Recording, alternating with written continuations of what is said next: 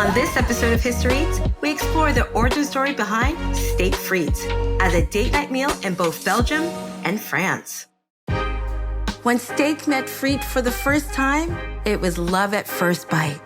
Some say it's the perfect pair.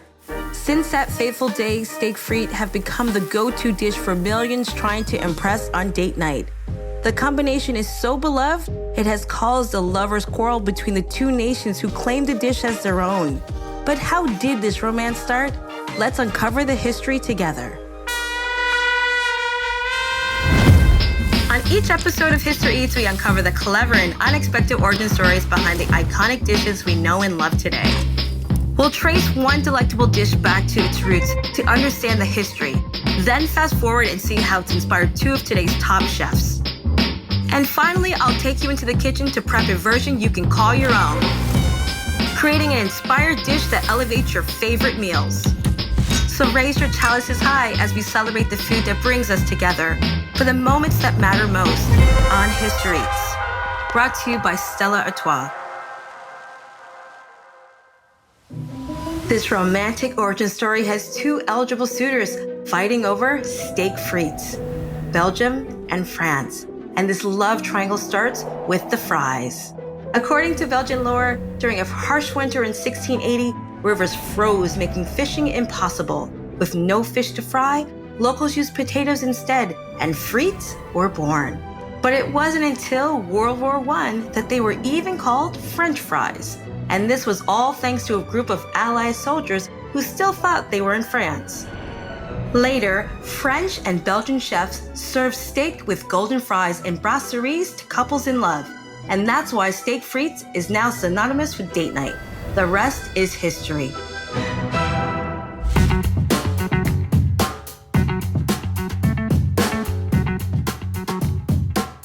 Andrew Wilson knows a thing or two about classic French cuisine, and steak frite is at the top of his favorites list. He brings an elevated flair to modern French classics and believes that food is what inspires memories, both old and new.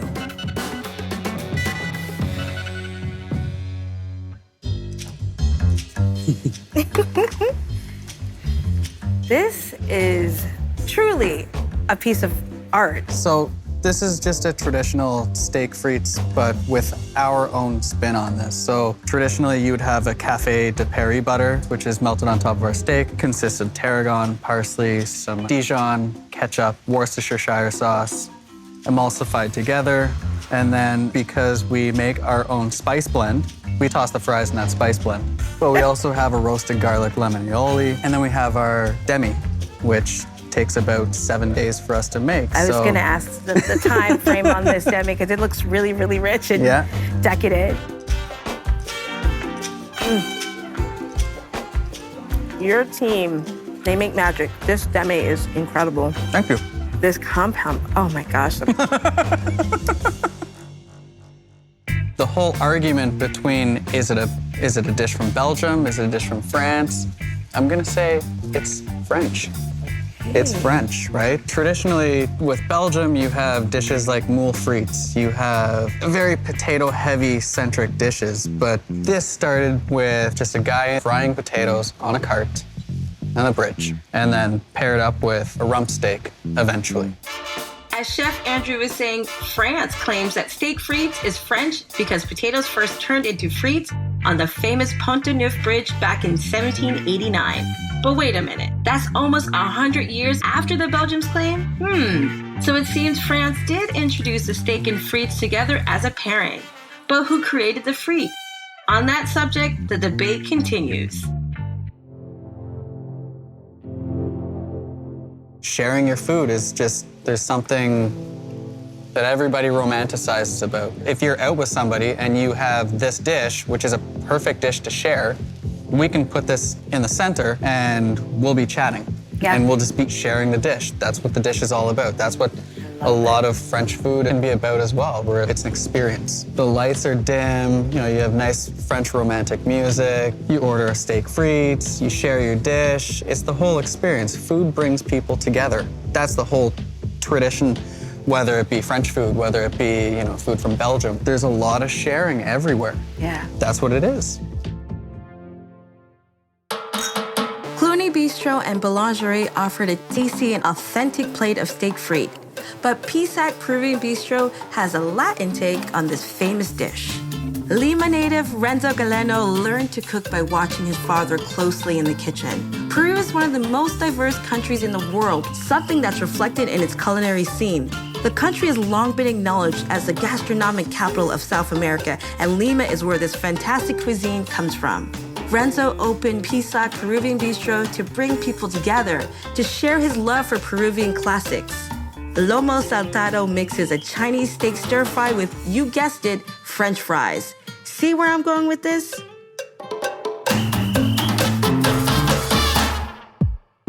Here we are. Oh, chef, this Lomo Saltado. looks amazing. Wow, the color, oh, it just looks so beautiful. It's a very hearty dish. The saltiness from the soy sauce, the garlic rice. The steak is so buttery. The cilantro, it's totally infused every single bite. You got the spiciness of the peppers, the tomato, the soy sauce glaze there. It's one of the dishes that so many cultures have brought to Peru. The Chinese people came to Peru early in the 1850s, and they established themselves there. And right now in the city of Lima alone, we have like over 5,000 Chinese Peruvian restaurants. It's different cultures what makes a great dish, I think. Yeah, absolutely. It creates something totally out of the world, right? It's like boom. It's like a fusion on a plate. The essence of Peruvian food, it's part of your social being. You go out, you eat with your friends, with your family. It's always around food. You invite people, you put food on the table. It's kind of like what this dish is and how it brings about this feeling of community. Let's share this, let's eat this together. That's right. See, we have over 4,000 varieties of potatoes there. We used to have way more back when the Incas started cultivating the potato. I heard the Belgian people say that they invented the French fries. Yeah. Could be, by all means, Inca fries. Absolutely. The Incas would cook in clay pots. They would use pork fat to fry anything, including fries. Potatoes, yeah. We know we've mentioned that 2 European countries claim steak frites as their own, but it's hard not to also pay attention to Peru's relationship with the dish. After all, as Chef Renzo mentioned, potatoes originated in Peru's wild Andes, and believe it or not, they didn't arrive to Europe until the 16th century when visiting European sailors brought them back home to Spain to spread across the continent. And the rest is history. Do you love Lomo Saltado? I love Lomo Saltado, definitely. Why? Because it's a dish that all my kids and my family love. I love to make it at home and share it because there's nothing better for any cook to cook something that your family enjoys and other people enjoy. And it brings me back home, brings me back to childhood when my father used to make this, and it's just a great feeling. Shall we cheers one more time Cheers. for that? Cheers.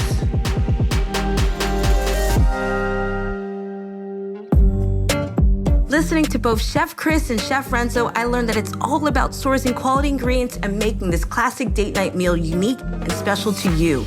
And that's why we are doing it my way, with the potato rosti and strip steak, changing up a fried frite to a traditional fried potato rosti. Today we're gonna start off by boiling some Yukon potatoes, my favorite. I've got already 2 peeled, and I'm gonna start to grate these, and then they're immediately gonna go into my pans. I'm using a cast iron pan because it really holds up to the heat in the oven, and it's a perfect conductor to be able to get those crispy edges that you really need and want with your rostis. I'm gonna add a little salt, liberally. All right, so we're gonna finish these off with a bit more olive oil on top. So these are gonna go into a 400-degree oven for 30 minutes. After the first 15, we're gonna flip them over, and then for another 15 minutes. And your rostis are ready. So next up, we're gonna make my favorite chimichurri sauce. So I've got some mint, I've got some parsley, I'm gonna break up some shado beni, a good amount of herbs. It's all about the herbs, and we're gonna give it a nice fine chop.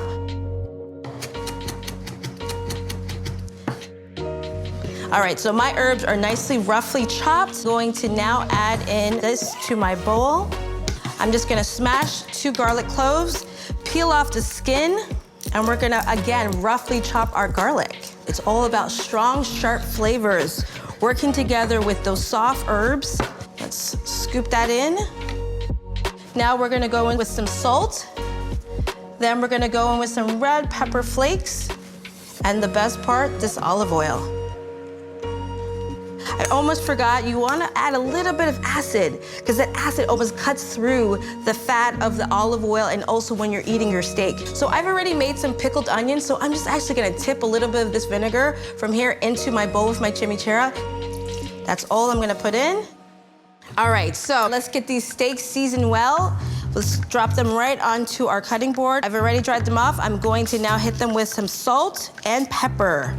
My most favorite part is the little mop up. Make sure you get all the sides, get that fat cap with a bit of that salt and pepper. We're gonna go in with a bit of olive oil. That's that sound you wanna hear. And we really wanna make sure that our pan is nice and hot, almost smoking, maybe even slightly smoking before we put our steaks in away from you. We don't wanna kick back any of that oil onto your skin. We wanna make sure that it's brown before we even touch it. Let all the work happen in the pan. 5 minutes on each side, flip. I just added some butter and some rosemary because I wanna baste these beautiful New York strip steaks. This is really to kind of seal in some more flavor. The rosemary is gonna give some more aromatics, and the butter is just gonna bring more fat and more love to this steak. All right, we're gonna pull these steaks out. Here's our first beauty, look at that. Nice, beautiful. Now we're gonna cut into this steak and see how we did. I like to cut my steak about a ½ inch thick, not too thick, not too thin. Perfectly cooked, about a nice medium temperature on this steak. Wow, these look beautiful. Crispy brown, creamy on the inside. Do a little salt on top of our steak, as well as our Rostis.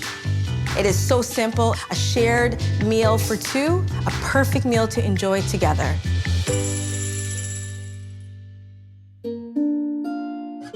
Voila, ici. Steak and its partner frite. While France and Belgium may clash over who conceived of this beautiful couple, we're just happy steak frites are here for us to enjoy. And one thing is absolutely certain, steak frites are the perfect meal for date night, to savor moments and memories together, perhaps even in the glow of romantic candlelight. But whoever you're eating with, just try not to let them sneak that last fry or frite.